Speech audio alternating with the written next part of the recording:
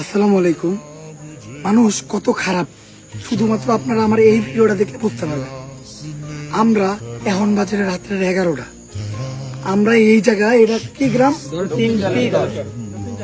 দক্ষিণ ঝালেশকর। 2 ঘন্টা পর আইছি পানিতে নৌকা দিয়া বাইসা। নৌকা দিয়া 2 ঘন্টা পর আমরা ভাইসা আসছি এই জায়গায়।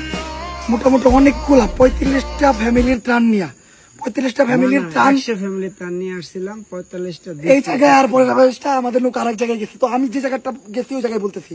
তো 45টা ফ্যামিলির ত্রাণ কতগুলো হইতে পারে? অনেক বড় একটা নৌকায় আসছি আমরা, মোটামুটি 5-6 জন। তো নৌকায় আমরা ত্রাণ নামাই দিছি।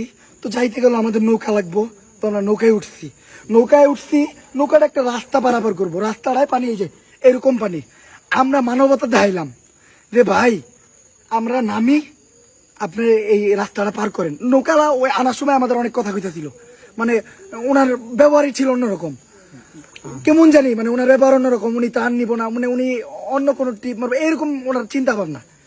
তো আমরা চিন্তা করলাম যে এইটুক রাস্তা আমরা একটু ওনার রাস্তায় আমরা সুন্দর করে পার করতে দিলাম। আমরা সবাই নেমে গেলাম যাতে নৌকাটা হালকা নৌকাটা পার করতে পারে। উনি নৌকাটা পার করে আমাকে ছুঁয়ে গেল গা। আমরা যেই কটা পার্সন এই জায়গায় আসছি সবাই ঢাকা থেকে আসছি, আমরা কিচ্ছু চিনি না এই গ্রামের। এখন যে আমাকে ওনা এই জায়গায় রেখে গেল, আমরা ওই জায়গায় যাবো কেমনে? এই জায়গায় রাস্তাঘাট যারা চিনে তারাও তো এই অবস্থাতে দেন, চারদিকে পানি আর পানি, তারাও তো রাস্তা খুঁজে যাবে না, তা আমরা কেমনে পাবো একবার বুঝেন তো। উনি যে এই যে আমাকে এইভাবে রেখে গেল, কোনো কাজ হয়েছে? এটা কোনো মানুষের পরিচয় হয়েছে? একটা পশু, ওনারকে আমরা ভাড়া দিব না? ওনারা কিন্তু আমরা ভাড়াটা সবকিছু ঠিক করে নিয়েছি, ওনারে ভাড়া দিব, ওনার ভাড়া দেওয়া হয়ে গেছে। উনি যে এইভাবে ভালাই থুয়া উনি যে গেল গা, এটা উনি ঠিক করছে।